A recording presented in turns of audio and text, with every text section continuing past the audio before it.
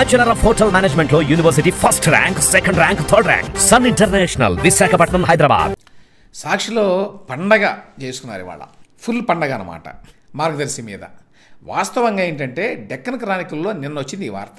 అది చూసి కాపీ కొట్టుకొని దాన్ని పుంఖానుపుంఖాలుగా విస్తరించి రాశారు. అదే కథనం. ఆ కథనం ఏంటంటే చాలా సింపుల్ విషయం.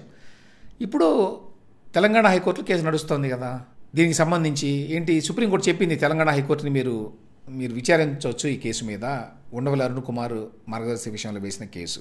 అయితే దానికి సంబంధించి ఆర్బీఐని కూడా పార్టీని చేయండి అని చెప్పి అప్పుడు సుప్రీంకోర్టు చెప్పింది. ఆ ప్రకారం పార్టీని చేశారు కాబట్టి వాళ్ళ వెర్షన్ ఇస్తారనమాట, వాళ్ళు ఎఫిడవిట్ ఇస్తారు. ఆర్బీఐ వాళ్ళు ఒక ఎఫిడవిట్ ఇచ్చారు. అది ఇప్పుడు లేటెస్ట్ డెవలప్మెంట్ జరిగింది. ఒక్కటండి, ఇదంతా చదివితే అసలు బుర్ర చెడిపోతుంది ఎవరికైనా కూడా, ఏం అర్థం కాదు అసలు. పేజీలు చూడండి. ఇది బ్యానా స్టోరీ. మార్గదర్శి డిపాజిట్లు చట్టవిరుద్ధం, ఆర్బీఐ సెక్షన్ 45(s) ఉల్లంఘించారు, అందుకు మార్గదర్శి రామోజీరావును ప్రాసిక్యూట్ చేయాలి, నేరం చేశారనేందుకు ప్రాథమిక ఆధారాలు ఉన్నాయి, మార్గదర్శి సేకరించిన 2600 కోట్లకు పైగా డిపాజిట్లని చట్టవిరుద్ధమే, చట్ట ఉల్లంఘనలకు 2 ఏళ్ల జైలు లేదా 200 జరిమానా విధించవచ్చు, మార్గదర్శి ఫైనాన్షియల్స్ వ్యక్తుల సమూహం పరిధిలోకి వస్తుంది. అంత అయిపోయింది, ఇంకేముంది, ఇక నెక్స్ట్ శిక్షించటమే. ఇప్పుడు ఈనాడులో రామోజీరావు గారు లేరు, చనిపోయారు కాబట్టి ఆయన ఇప్పుడు మరి ఆ ఊర్ధ్వలోకాలకు వెళ్ళి పట్టుకొచ్చి మరీ జైల్లో పెట్టాల్సిందే అన్నట్టుగా రాశాడు మొత్తం. ఏంటయ్యా జరిగింది అంటే యాక్చువల్గా ఒకటే డెవలప్మెంట్. ఆర్బీఐ వాళ్ళు వాళ్ళ యొక్క ఎఫిడవిట్ని వేశారు హైకోర్టులో, ఇదిగో మా స్టాండ్ ఇది అని. ఏమిటి వాళ్ళ స్టాండ్?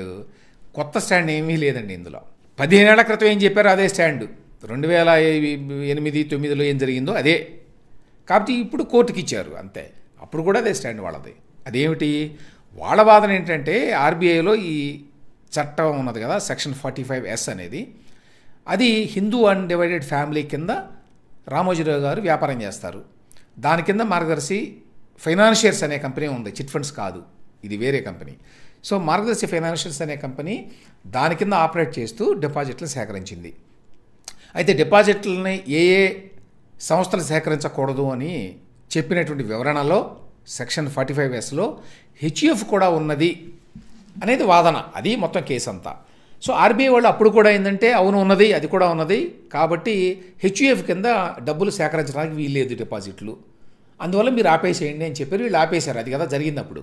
ఇప్పుడు కూడా అదే ఇచ్చారు. కొత్త విషయం ఏమీ లేదు ఇందులో. కానీ ఇప్పుడేదో కొంపలు మునిగిపోయినట్టుగా, బ్రహ్మాండం బద్దలైపోయినట్టుగా, అర్జెంటుగా ఇక రామోజీరావు జైలులో పెట్టడమే తరువాయి, చనిపోయిన తర్వాత కూడా అన్నట్టుగా విచిత్రమైన కథనాలు రాశారండి. ఆ ఎఫిడవిట్ని పట్టుకొని ఎంత కథలు రాశారంటే, ఇక్కడ ఈ పేజీలో ఇది ఉందా, తర్వాత చూడండి, మళ్ళీ చూడండి, ఫుల్ పేజ్ ఇది.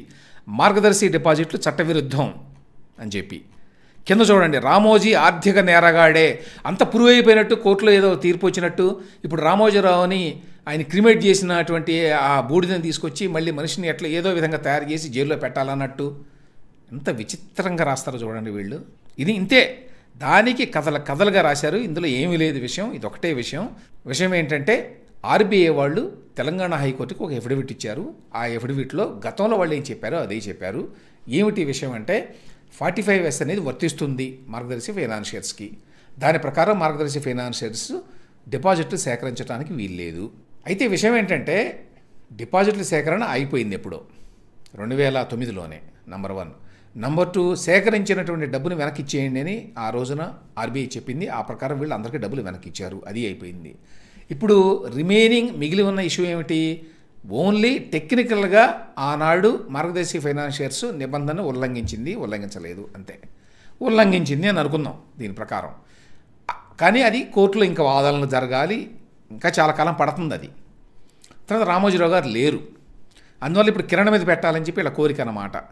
సో ఇక్కడ రాశారు కూడా ఎక్కడో, రామోజీ మరణంతో కిరణ్ను హెచ్యుఎఫ్ కర్తగా చేరుస్తూ అనుబంధ పిటిషన్ అని చెప్పి ఆయన ఎవరో ఏదో చేయాలి అనేది. సో ఈ మొత్తంగా ఉన్న వ్యవహారం ఏంటంటే, దోపిడీ దొంగలు, బ్యాండీకూట్స్, బందిపోటు దొంగలు, వీళ్ళంతా రాజకీయాల్లోకి వచ్చి మిగతా వాళ్ళందరినీ కూడా తమలాగానే దొంగల్లాగా చూపించాలనేటువంటి విశ్వ ప్రయత్నం ఏదైతే ఉందో దానికి నిదర్శనం ఈ కథనం అండి. ఎందుకు ఇంత రాయాలి పిచ్చి పిచ్చిగా? ఎందుకంటే మార్గదర్శి అక్రమాలు చేసింది, రామోజీరావు ఆర్థిక నేరస్తుడు, ప్రాసిక్యూట్ చేయాలి, జైల్లో పెట్టాలి, 2600 కోట్లు వసూలు చేశాడు. ఏంటో 2600 కోట్లు ఇప్పుడు ఏదో రామోజీరావు గారి దగ్గర లేక ఆయన కంపెనీలో ఉన్నట్టుగా అనమాట. ప్రజల డబ్బేదో పచ్చి అబద్ధాలన్నీ రాసి తమతో పాటు ఈక్వల్ చేయాలని. మేము పరమ నిష్ఠ దరిద్రులైనటువంటి అవినీతి పరులం, వాళ్ళు కూడా అవినీతి పరులే. తద్వారా వీళ్ళ బురదను వీళ్ళు కడుక్కోవడానికి ప్రయత్నం చేస్తున్నట్టు అన్నమాట. వేరే వాళ్ళకి బురద అంటించడం ద్వారా ఈక్వలైజ్ చేయడానికి చేస్తున్న ప్రయత్నం ఇదంతా కూడా. అందుకోసం అని చెప్పి ఇంత అడ్డగోలుగా ఒక చిన్న డెవలప్మెంట్ జరిగితే, అది కూడా నిన్న టెక్నికల్ క్రానికల్లో వస్తే, ఆ టెక్నికల్ క్రానికల్లో వచ్చిన సింపుల్ కథనాన్ని తీసుకొని వీళ్ళు కథలుగా అల్లి ఎన్ని డ్రామాలు వేసారో చూడండి. అది ఇదే. ఇక ఇంకోటి ఉంది చూడండి, ఇంకో పేజీ ఉంది. ఎన్ని పేజీలో అదే స్టోరీ. మార్గదర్శి అక్రమాల పునాదికి ఈనాడు కవచం అట. అందుకనేనట ఈనాడు జగన్మోహన్ రెడ్డి ప్రభుత్వం మీద విరుచుకుపడింది. ఎందుకంటే ఆనాడు వైఎస్ వీటిని బయట వెలికి తీసుకొచ్చాడు కాబట్టి అట. ఆయన చనిపోయిన వ్యక్తి బొమ్మ ఇప్పటికే వేస్తాడు, రామోజీరావు గారి బొమ్మ. అంటే వీళ్ళు ఎంత నీచాతి నీచమైనటువంటి వ్యక్తులు.